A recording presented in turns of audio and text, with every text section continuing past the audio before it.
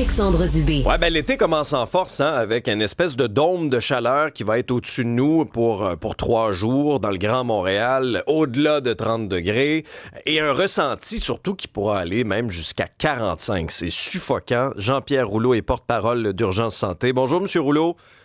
Bon matin, Monsieur Dubé. L'impression que vous allez être pas mal occupé dans les prochains jours, vous? Il y a de fortes chances, effectivement, que les services préhospitaliers d'urgence là, soient très, très sollicités en lien avec les chaleurs là, que le Québec traverse actuellement.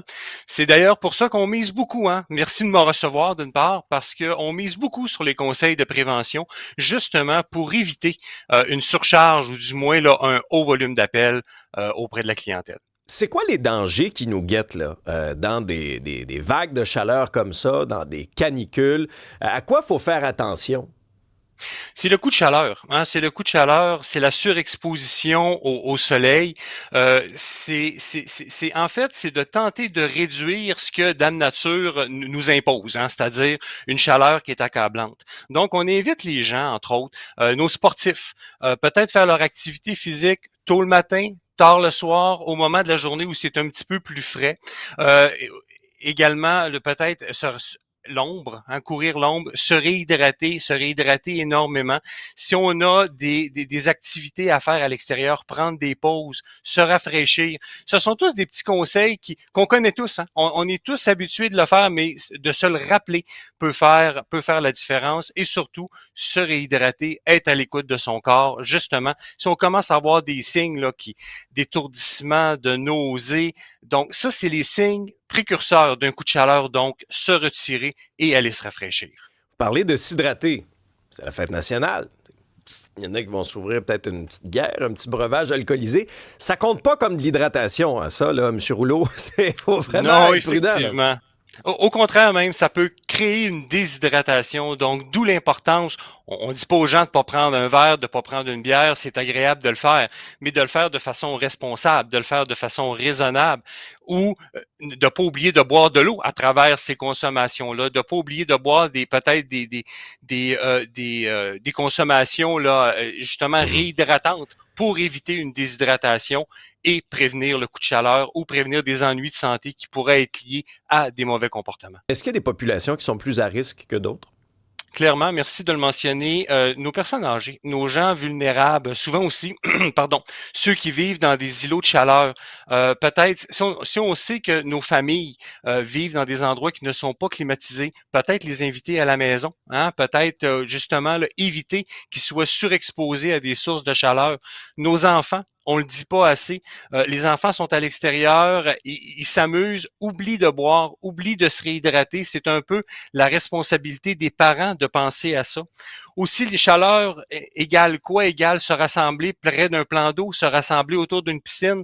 Ce ne sont pas tous les enfants qui sont habitués de jouer dans l'eau. Hein. Certains ne savent pas nager. Donc, d'où l'importance d'avoir quelqu'un de dédié à la surveillance de ces jeunes-là qui tentent de se rafraîchir, là, soit dans une piscine ou soit dans un lac.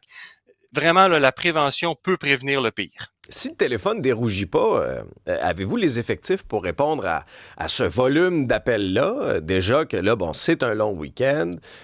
Il y a davantage de demandes, davantage d'appels. Est-ce qu'on peut s'attendre à des délais de réponse plus élevés de votre part? Absolument. Nous, à l'interne, on a un plan de mesures d'urgence qui prévoit différentes actions, notamment, on parle de sensibilisation, on le fait aussi auprès de nos employés.